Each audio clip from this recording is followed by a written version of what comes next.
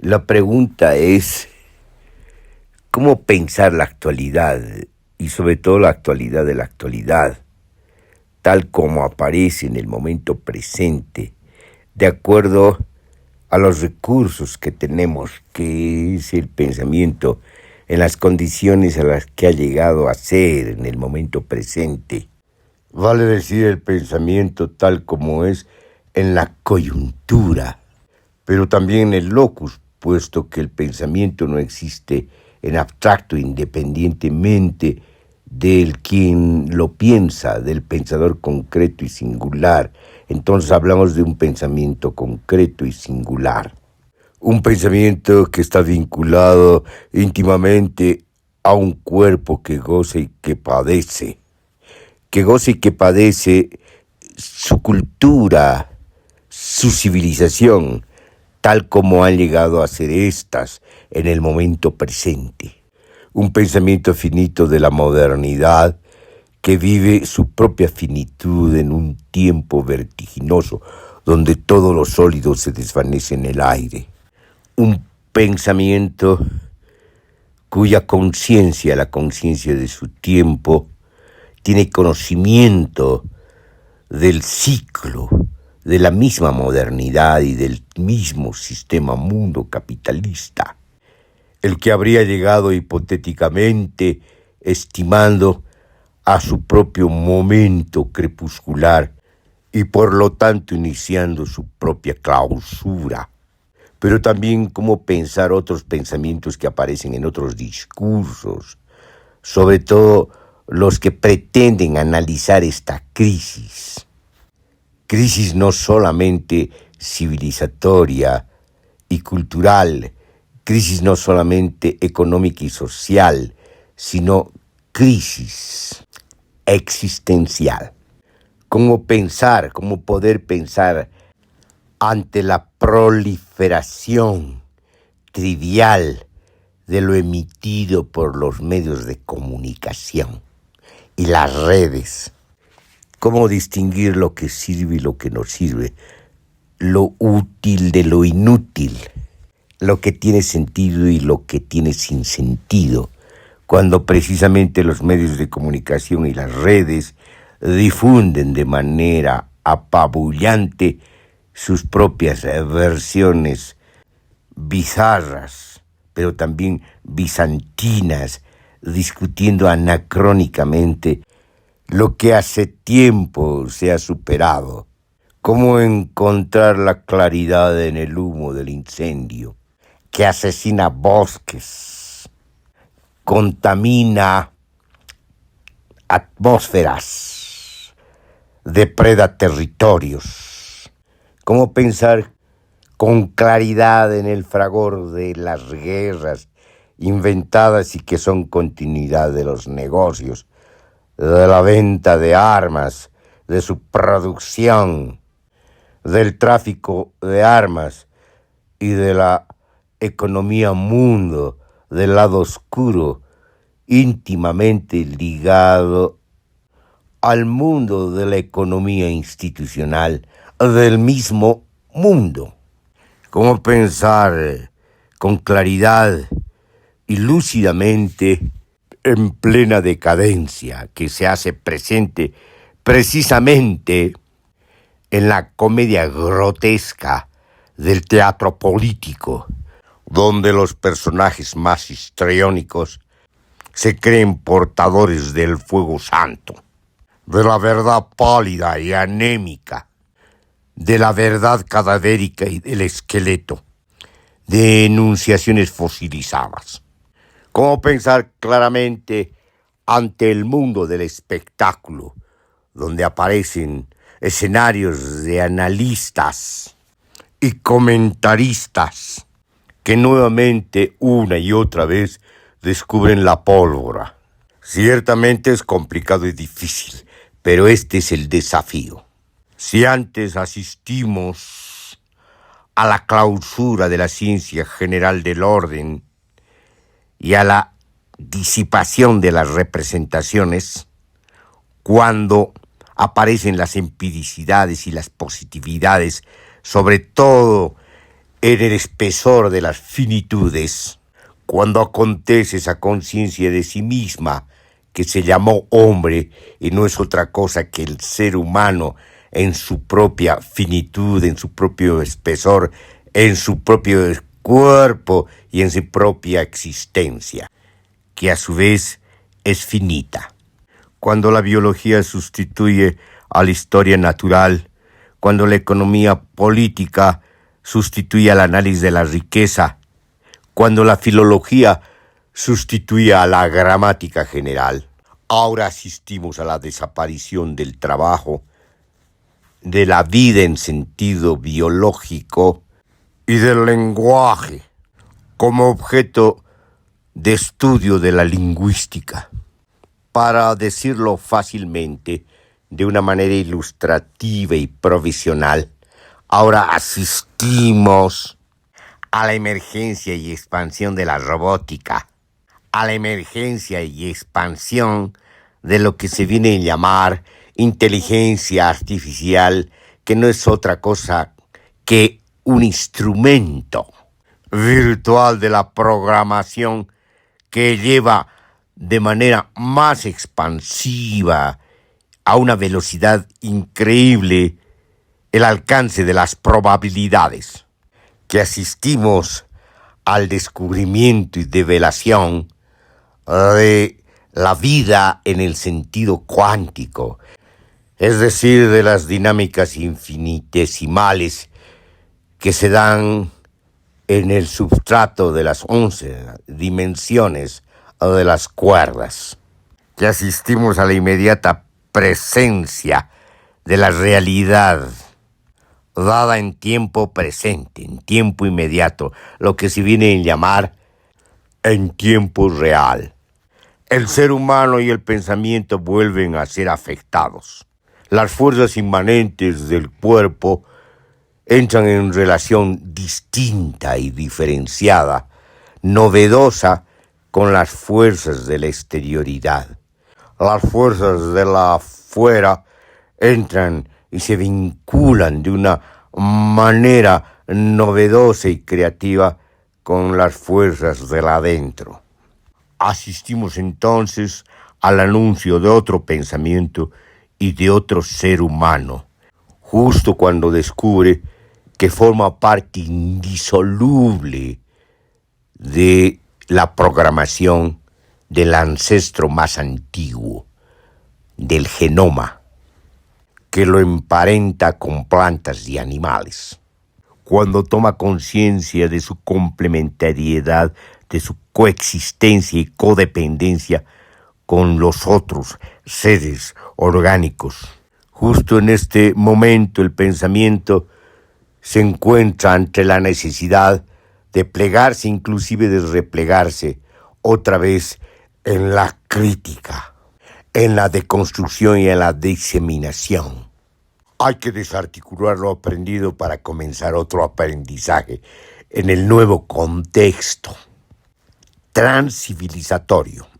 Hay que volver a iluminar justo cuando el luminismo se ha apagado. Esta vez hay que aprender de la luminosidad de la misma oscuridad. Hay que develar el secreto de la materia oscura y de la energía oscura, pero también de los agujeros negros, a partir de la certeza de que viajamos al comienzo, de que no hay viaje al futuro sino precisamente al pasado, de que volvemos al origen de todo. Se trata del pensamiento de la simultaneidad y de la complejidad integral y dinámica. Desde aquí podemos hacer la crítica a los últimos desplazamientos del pensamiento moderno, los que se dan de manera desesperada buscando en el arsenal de sus recursos desgastados explicar lo que ocurre. Las economías post-neoclásicas buscan explicar los ciclos de la economía, sus crisis intermitentes, y buscan encontrar la piedra filosofal, buscan hacer alquimia para resolver un problema irresoluble la crisis del capitalismo, puesto que el capitalismo es la misma crisis. Se desarrolla en crisis, dilatando su propia muerte. Buscan hacer desaparecer la crisis, haciendo renacer las manos invisibles del mercado, sacándolas de su propia tumba. O buscan resolver el problema convocando nuevamente al Estado, otro fantasma, otra momia, guardada en museo para sacarla de vez en cuando o de manera permanente como el símbolo encarnado de un poder sin potencia. Estas teorías económicas de la modernidad tardía la emiten teóricos orgullosos, enamorados de sus propias tesis, incapaces de ver los límites de sus propias enunciaciones, incapaces de ver el empobrecimiento teórico después de una larga historia de antecedentes y de antecesores que tuvieron quizás mejor imaginación en su tiempo. Sin embargo, ahí están estas teorías pronunciadas, escritas y hasta aplicadas como políticas económicas, pero no se inmutan ante sus logros momentáneos o periódicos, e inclusive ante sus repetidos fracasos. Insisten. Esta insistencia al principio tuvo una cierta genialidad y destreza, pero poco a poco fue convirtiéndose en comedia y cada vez en una receta pálida y desgastada. Pero como no hay otro recurso y imaginación, y mucho menos crítica y autocrítica, se la repite, se la acompaña con una propaganda y publicidad apabullantes, abrumadoras, para callar el juicio de la opinión pública. Lo peor es que se hacen cargo de esta comedia grotesca políticos, histriónicos, perturbados, caudillos de feria, líderes de teatro burlesco, estrafalarios personajes que irrumpen en las pantallas con gestos estridentes y tesis anacrónicas, confundiendo tiempos, hablando de los empresarios de transnacionales monopólicas, constituidas por acciones, por controles de mercados y controles de tecnología, es decir, directores de organizaciones sofisticadas, que combinan el golf con reuniones en oficinas atiborradas de información, con empresarios al estilo de la novela de Jack London, del talón de Aquiles. Son estos empresarios o estos perfiles estrafalarios que fungen momentáneamente en la presidencia de naciones perdidas en su propio laberinto, los que confunden la realidad con un pizarrón de aula, en una clase aburrida de economía, los que quieren aplicar tesis simples que solo aguanta el pizarrón para garantizar las superganancias de los héroes empresariales. Es menester revivir el fantasma del mercado libre, de la mano invisible del mercado, que lejos de ser libre es monopólico. Seguir contando el cuento de la competencia cuando precisamente está bloqueado por el monopolio. Solo pueden hacer ignorando a la sociedad y su estructura social y sus clases sociales, ignorando a los trabajadores, ignorando las necesidades, como si no existieran, ignorando la cultura, como si no fuese necesaria, mucho menos el arte. ¿Para qué sirve? Entonces, para que haya superganancias, otros deben morir de hambre. Este repetidor de Say tardío, pero de una manera esquemática, al estilo de un Calígula posmoderno. Del otro lado, de los aparentes opuestos y contrastes que en realidad son complementarios, están los que repiten la convocatoria del mito hasta el cansancio, invistiéndose de caudillos independentistas o de mesías opacos, pero con gran elocuencia demagógica. Ambos, los enemigos, son complementarios y cómplices de lo mismo, del chantaje político y el chantaje económico sobre sus poblaciones martirizadas. Lo hacen con distintos métodos, con diferentes discursos, incluso guiones variados, pero en términos prácticos y efectivos hacen lo mismo: descomponer el sustrato mismo de la sociedad, la cohesión social, inhibir al máximo su capacidad creativa, la potencia social.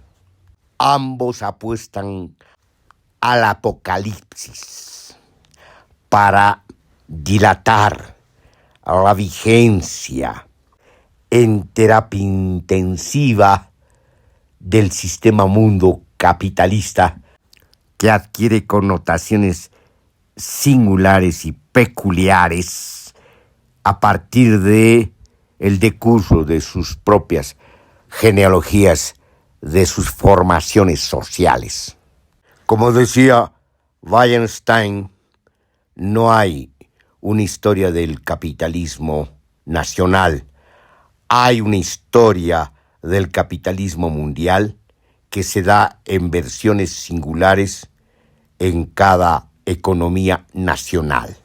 La crisis no solamente es múltiple, sino adquiere sus propias connotaciones peculiares en cada geografía política nacional.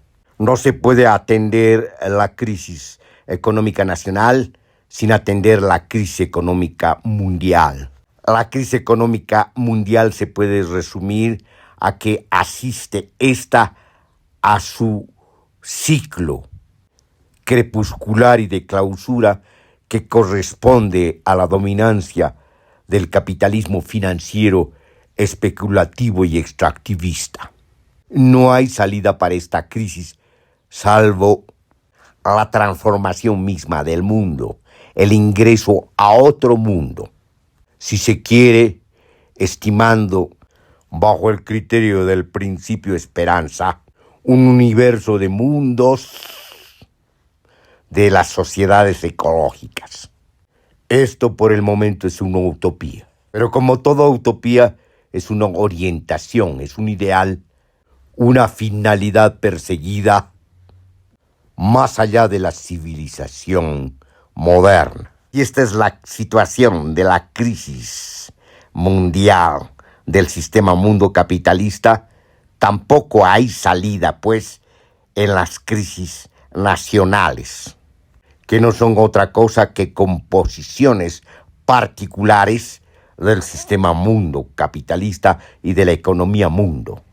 Entonces la elocuencia de estos especuladores de los últimos tiempos, en Bolivia decimos de estos pacpacus, no van a salvar a nadie de su destino inscrito en las estructuras de poder, en los diagramas de dominación y en las cartografías políticas vigentes. No van a salvar a los empresarios, a las grandes transnacionales y monopolios. Mucho menos van a salvar sus economías nacionales.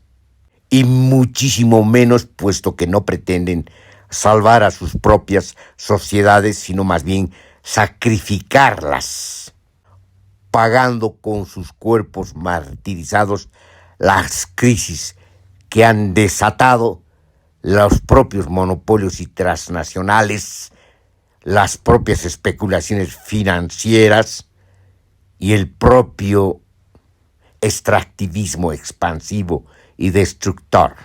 ¿Cómo evitar que estos jinetes del apocalipsis en plena posmodernidad, estas versiones posmodernas de los jinetes del apocalipsis, nos lleven al abismo? Hay que detener, pues, la marcha desbocada al abismo. Hay que salir del mundo de las representaciones, ahora dominado por los medios de comunicación y las redes, por analistas de escenarios de espectáculo. Sobre todo, dejar las teorías que, a pesar de sus buenas intenciones, no viven otra cosa que la repetición de lo mismo, pero en condiciones cada vez más ajadas. Es menester, como hemos dicho más de una vez, desandar el camino y comenzar de nuevo, lo que no quiere decir de ninguna manera renunciar a la herencia de la ciencia, de la tecnología, de los saberes acumulados, que deconstruidos pueden servir en la perspectiva de la conformación del pensamiento complejo. Es menester una convocatoria, más aún una autoconvocatoria de los pueblos, a hacerse cargo de sí mismos y no dejar a los representantes, que liberen la ciencia y la tecnología de la camisa de fuerzas que le ha impuesto el sistema mundo capitalista, que para lo único que usa la ciencia y tecnología es como instrumentos limitados para la acumulación de capital, dejando de lado toda la potencialidad de la ciencia y tecnología logradas, desvanecer las fronteras que ya de por sí son virtuales, pero sostenidas institucionalmente por sus estados-nación. Es menester ejercer la democracia plena, el autogobierno y la autogestión de los pueblos en el contexto de una confederación de pueblos autónomos del mundo. Para cumplir con estas finalidades y objetivos es necesario pedir y hacer que los que representan y gobiernan ahora se vayan a su casa, diseminar las institucionalidades estatales, obviamente de una manera efectiva y práctica, no como lo hacen de una manera teatral los portavoces de un neoliberalismo trasnochado, que ha cambiado de nombre, llamándose liberalismo radical, o en el peor de los casos, usurpando nombre, llamándose libertarios, término que corresponde a las tradiciones ácratas y anarquistas, que se oponen al Estado, a la otra cara del Estado, que es el capital, a la religión, que es la matriz de las ideologías, y a las dominaciones patriarcales. En conclusión, hay que pensar de nuevo, desde el pensamiento crítico, desde la crítica del pensamiento. Hay que realizar esta crítica como de construcción y diseminación institucional. Hay que liberar las potencias sociales de los pueblos y sociedades. Hay que lograr la conciencia ecológica de que todos formamos parte de los mismos nichos ecológicos, de los mismos continentes ecológicos y del planeta, que lo compartimos, donde convivimos y coexistemos, donde somos complementarios y codependientes. Hay que ser en el devenir y devenir en el ser que inventamos. Desde la artesanía estética del principio esperanza.